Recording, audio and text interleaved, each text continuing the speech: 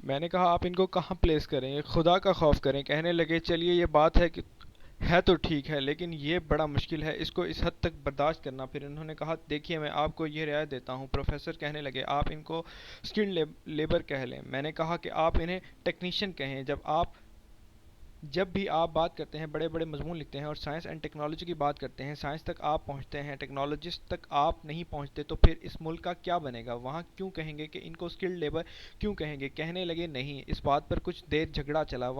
وہاں پر ایک ڈاکٹر صاحب تھے، بہت اچھے آدمی تھے. ڈاکٹر صاحب کہنے لگے اشفاق صاحب دیکھیے اتنی رعایت آپ کو دے دی ہے کہ اسکلڈ لیبر کہہ لیں. میں نے کہا ڈاکٹر صاحب آپ کے خوف خوبصورت ہسپتال کے اندر جہاں آپ ہارٹ کا بائی پاس کرتے ہیں اس کے باہر ایک ویلڈر ہے، وہ ویلڈر بھی ٹانکا لگاتا ہے، آپ بھی ٹانکا لگاتے ہیں، تو آپ میرے حساب سے دونوں برابر ہیں. دیکھیں ویلڈر بھی تو کمال کا کام کرتا ہے. کہنے لگا یہ برابر کیسے ہو گئے؟ میں نے کہا کہ دیکھیں میں ویلڈر کی گن آپ کو دے دیتا ہوں. کتنے بڑے آپ ڈاکٹر ہیں، آپ سے کہتا ہوں مجھے ایک ٹانکا لگا کر دے دیں تو آپ نہیں لگا سکتے. تو کہنے لگے یہ تو کبھی ہم نے سوچا ہی نہ تھا. اس کے بارے میں اب کیا فیصلہ کریں؟ اس کے بارے میں اب کیا فیصلہ کریں؟ میں نے کہا اس کے بارے میں بہت سنجیدگی سے فیصلہ کیا جانا چاہیے.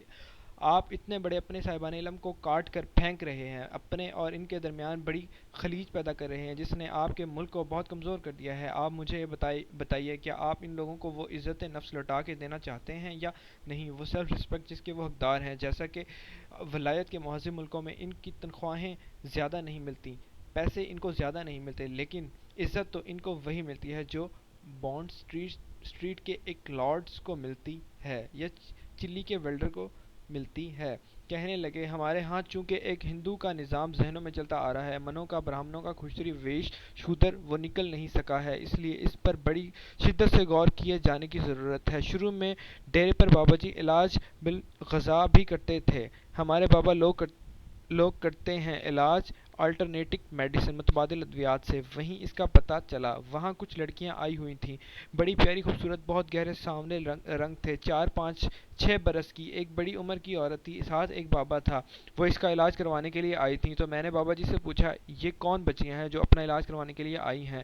انہوں نے کہا اپنے تائے کو لے کر آئی ہیں. یہ بچیاں وہ ہیں جو بھاولپور ملتان میں کاٹن پکرز کے پاس چننے والی ہیں. جو مجھے خیال آیا کہ پاکستان کی ریڑھ کی ہڈی وہ خواتین ہیں جو کپاس چنتی ہیں یا رائس پلانٹر ہیں. یہ خواتین ہیں جن کا نام اخباروں میں آتا ہے یا جو روز اپنی برتری کے دعوے کرتی ہیں. نہ وہ تو ہمارے جیسی ہیں، ہم ان کے ساتھ کے ہیں. یہ آپ کا پاکستان جس کی ساری اکانومی کا دار و مدار کاٹن کی اکانومی پر ہے، جو آپ کے لیے اتنے سارے ڈالر پاؤنڈ مارک ین حاصل کرتی ہیں، وہ وہی لڑکیاں ہیں جو کاٹن پکرز ہیں. میری چونکہ تجسس کی عادت ہے تو میں نے پوچھا بیبیو یہ کپاس چننے کا کام اتنا مشکل ہے؟ ہاں جی بابا، یہ جو پھٹی چگنا ہوتا ہے یہ بڑا مشکل ہوتا ہے. تو میں نے کہا تمہاری بڑی شیخی ہے، یعنی میری نگاہوں میں تمہاری عزت سب سے زیادہ ہے، اخبار والی عزت نہیں ہے. اس نے کہا نہیں آپ کی بڑی مہربانی. میں نے کہا مجھے یہ بتاؤ یہ جو تم کاٹن چنتی ہو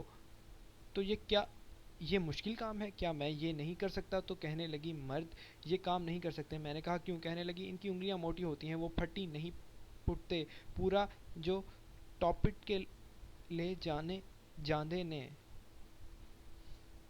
پورا جو ٹاپٹ کے لے جوٹا پٹ کے لے جاندے نے انہوں نے نہیں پٹ دے پورا جوٹا پٹ کے لے جاندے ہیں. تو اگر مردوں کو یہ کام دے دیا جائے تو خدا نخواستہ آپ کی اکانومی جو ہے، یہ جو آپ تھوڑا سا بہت فارن ایکسچینج کماتے ہیں یہ بھی نہ ہو. اس طرح یہ جو رائس پلانٹ کی بات ہے آپ نے دیکھا ہوگا، گاؤں میں دیکھا ہوگا، وہ عورتیں جو پانی میں کھڑی ہو کے لگاتی ہیں وہ پیچھے کو چل رہی ہوتی ہیں. تو پیچھے کو جب آپ دیکھتے ہیں حیرانی کے وہ لائن بالکل سیدھی ہوتی ہے، پھر وہ پیچھے ہٹتی جاتی ہیں، پھر وہ اپنا گانا گائے جاتی ہیں، پھر وہ اس پلانٹ میں کرتی ہیں. تو وہ کم از کم میرے صاحب حساب سے رائس پلانٹنگ کی یا رائس ایگریکلچر کی ایم ایس سی ہوتی ہے. اور ان کے ساتھ جو بوڑھے کام کرنے والے ہوتے ہیں وہ پی ایچ ڈی کا حق رکھتے ہیں. تو ان لوگوں کو جو ہمارے ملک کی ریڑھ کی ہڈی ہیں اور جو صاحبان علم ہیں، جو صاحبان قلم نہیں ہیں، اب ہم یہ چاہیں گے کہ ان صاحبان علم کو جن میں عملی طور پر علم موجود ہے ان کو کوئی ایسی صورت پیدا کر دیں، ان کو کوئی ایسی صورت پیدا کریں کہ ان کے پاس یہ تو جو تحریری اور حرف شناسی کا علم ہے وہ بھی پہنچ جائے. اس لیے نہیں رہا کہ ان کو ہم نہیں مانتے. اس بارے میں جہاں میرا جھگڑا اچلا جھگڑا چلا